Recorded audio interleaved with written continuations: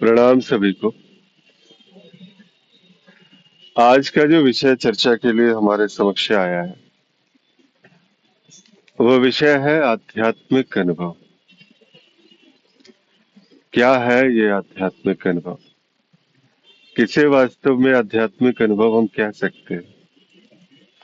और कौन है जो ये आध्यात्मिक अनुभव लेने वाला जो खड़ा है, वो वास्तव में कौन है? तो इसी प्रकार के कई सारे प्रश्न हैं इस आध्यात्मिक अनुभवों को लेके। आज की चर्चा में मूलतः इन्हीं सब बिंदुओं को छुआ जाएगा। आध्यात्मिक अनुभव को पहले समझना है तो पहले अध्यात्म को समझना होगा। अध्यात्म यानी आत्म का अध्ययन, अपनी आत्मा का अध्ययन।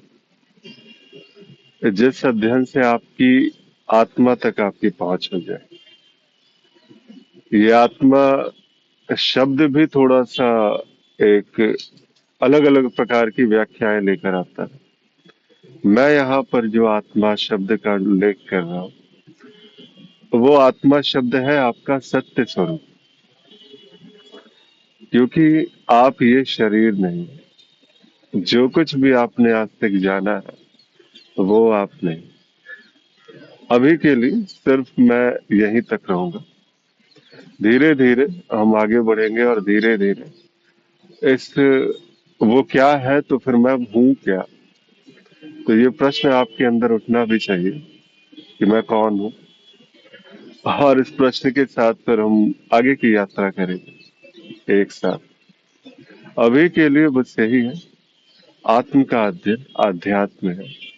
और जो अपने स्वरूप की ओर की जो यात्रा होती है, इस यात्रा पर चलते वक्त अलग अलग प्रकार के अनुभव घटित होते हैं। कुछ सामान्य से होते हैं, कुछ आपको विस्मय में डाल देते हैं, कुछ आश्चर्यचकित कर देते हैं। सारे अनुभव कुछ इसी प्रकार के होते हैं। अलग अलग प्रकार है, अलग अलग प्रकार के अनुभव अलग अलग प्रकार के मार्गों में गुरुजन अलग अलग प्रकार से बताते भी हैं।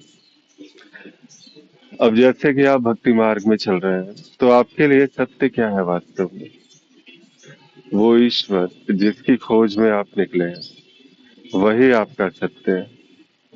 और वही सत्य जब तक आप हो नहीं गए, जब आप वही इष्ट में, उसी आराध्य में आप घुल से नहीं गए, तब तक ये जो यात्रा है आपकी समाप्त नहीं हुई।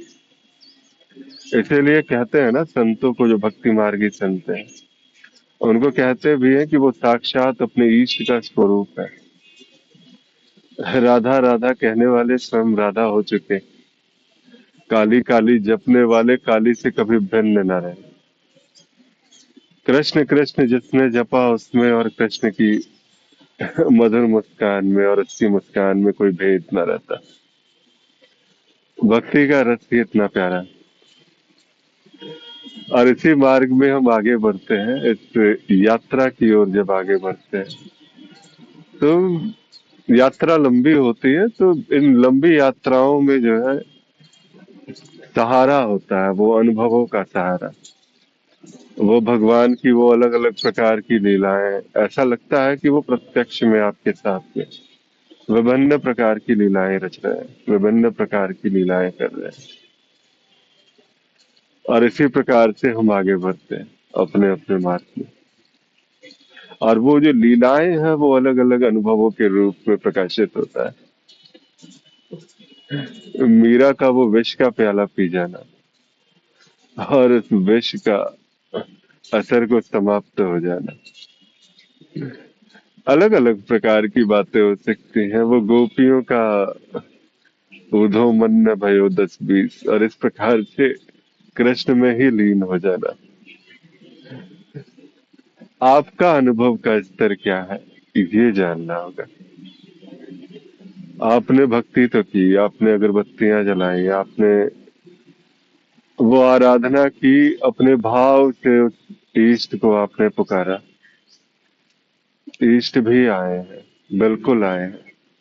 अगर इष्ट को इष्ट का प्यार अगर आपको नहीं मिला होता तो इस प्रकार की जो वाणी है वो आप तक पहुंच भी नहीं रही होती। इस आत्म की खोज की यात्रा में आप कदम बढ़ा ही नहीं रहे होते।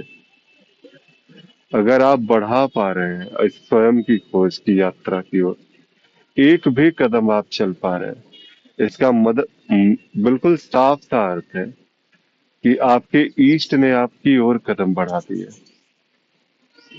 आप एक कदम चलोगे, वो ईष्ट 100 कदम चलेगा आपकी ओर।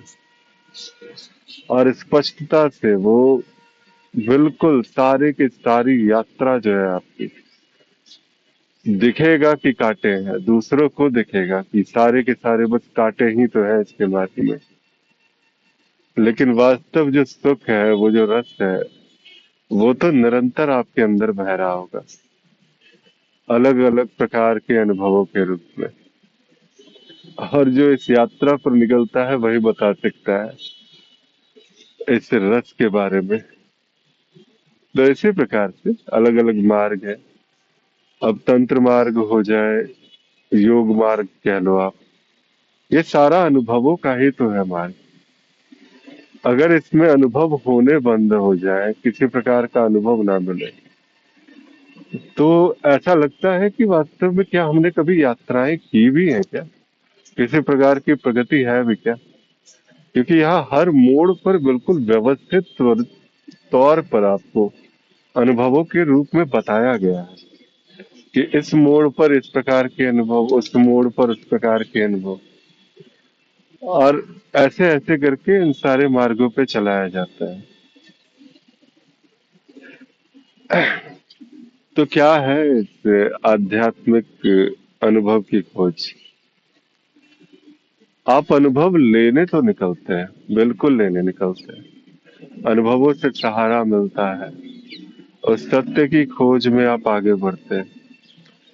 कभी कभी जन्म बीत जाते हैं, न जाने कितने जन्मों से ये यात्रा हो रही होगी, न जाने कितने जन्मों से कृष्ण कृष्ण पुकारा होगा, न जाने कितने जन्मों से शिव को अपने शीश पर बैठाए घूम रहे हो। वो शिव की कावड़ सदा सदा से ऐसा लगता है कितने जन्मों से आपके कांधों पर है।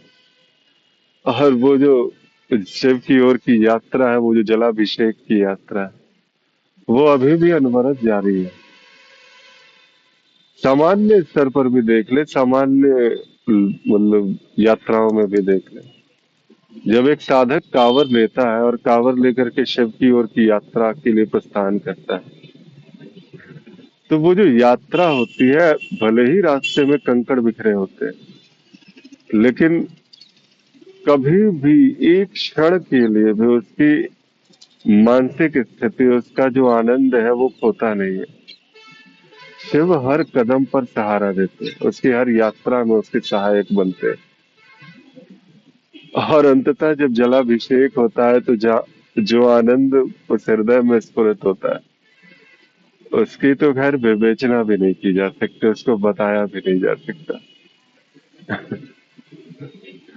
अब यहाँ पर ये जो आध्यात्मिक अनुभव है, वैसे आगे बढ़ते हुए, जिस समय आप में और ईस्ट में कोई भेद ना रहा, जिसमें आपके और उस अनुभव की पराकाष्ठा पर जब आप खड़े होते हो, उस स्वरूप में कोई भेद ना रहा, सब कुछ संपूर्णता से एक हो चुका, कोई दो नहीं। अब जो शंकराचार्य ने कहा अहम ब्रह्मास्मि, वो मतलब पूरी की पूरी जो है स्थिरता के साथ आपके साथ बना रहा।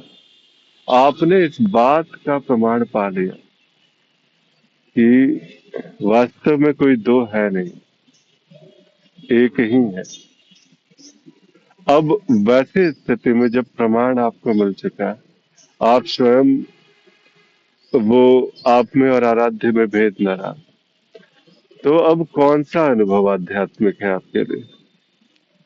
आपका जागना आध्यात्मिक, आपका सोना आध्यात्मिक, आप अगर बोल रहे हो तो आध्यात्मिक अनुभव है, आपके बोलते हुए लोगों का सुनना आध्यात्मिक है।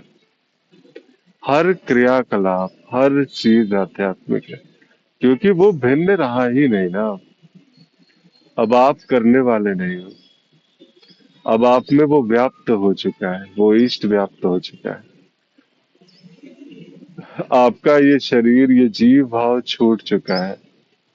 आप उस आप में और उस परम सत्ता में जिसको आपने माना था, उसमें कोई भेद न रहा। बिल्कुल सटीकता से सब एक हो चुका है। और ऐसे स्थिति में जो कुछ भी कहा जाए, जो कुछ भी किया जाए, सब का सब आध्यात्मिक है। सब में उसी इष्ट की, उसी ईश्वर की छाप होती है।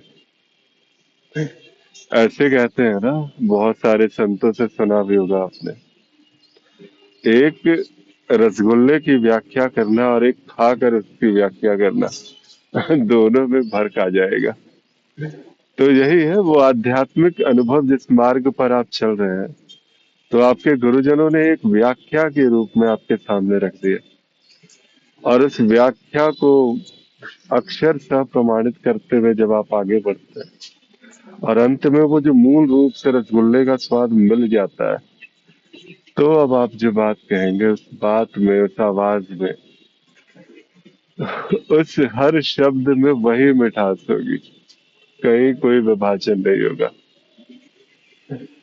शायद इसी को प्रेम कह दे, इसी को वो आनंद कह दे, इसी को वो परम शांति कह दे, जो सदा से आपके अंदर व्याप्त हो चुकी, जब आपने इस आध्यात्मिक पराकाष्ठा पर अपने कदम को रखा।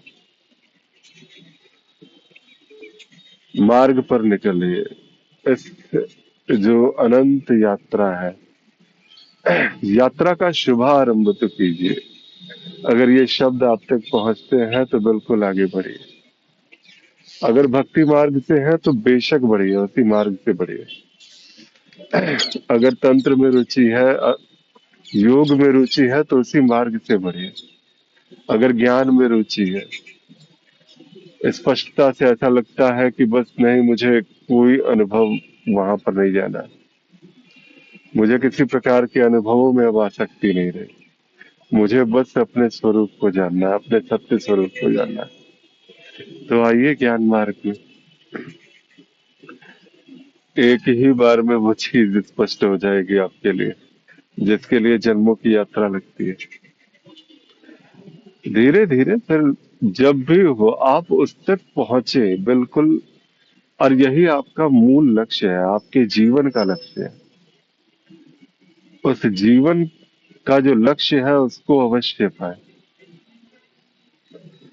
और अंत में आप पाएंगे कि ये पाने वाला एक हो चुका है। जो पाने निकला था वही खो गया। तो जब आवाज आएगी, जो बातें होंगी, वो आप करने वाले कभी नहीं होंगे। मीरा के मुख से वही श्री कृष्ण अपने स्वर में बात करते थे। मीरा और कृष्ण में कोई भेद ना था, गोपियों और कृष्ण में कोई भेद ना था, काली और राम कृष्ण में कोई भेद ना रहा। आप आगे तो बढ़े, और वो अंतिम जो बात है वहां तक पहुंचे, जहां आप में और उस इष्ट में कोई भेद न रह जाए, जहां जीव स्वयं शिव हो जाए। शायद इसी को कहते हो एक कंकड़ का शंकर हो जाना। हम कंकड़ भाती ही तो हैं। धूल का कण भी शायद कहना अतिशयोक्ति होगी। लेकिन जो भी है, एक यात्रा की संभावना है इस मनुष्य रूप में, और इस स्वयं के खोज की जो अंतिम पराकाष्ठा है, वहां तक पहुंचने की एक संभावना है इस जीव रूप में। तो उस यात्रा को पूर्ण करें, उस अंतिम स्थिति तक पहुंचे, और पाएंगे कि ये जो आध्यात्मिक अनुभवों के सारे जो जीव निकला था, अब उसका हर शब्द आध्यात्मिक हो चुका है, उसकी हर बात आध्यात्मिक हो चुकी, उसकी हर चेष्टाएं आध्यात्मिक हो चुकी। तो आगे बढ़िए और इस रसगुल्ले के स्वाद को खाइए और उसके बाद इसकी व्याख्या कीजिए। बाकी मैं आपसे मिलता हूँ निर्वाणधाम.in पर। वहां पर किसी भी प्रकार की अगर आपके मन में प्रश्न हो रहे हैं या किसी भी जो है अपने ही मार्ग पर आगे बढ़ने के लिए किसी प्रकार की बात कहनी है तो आप मुझसे सीधा संपर्क कर सकते हैं। निर्वाणधाम.in पर मैं आपको मिलूंगा और बढ़ते हैं एक यात्रा पर, इस आध्यात्मिक अनुभवों की अनुपम यात्रा पर। तब तक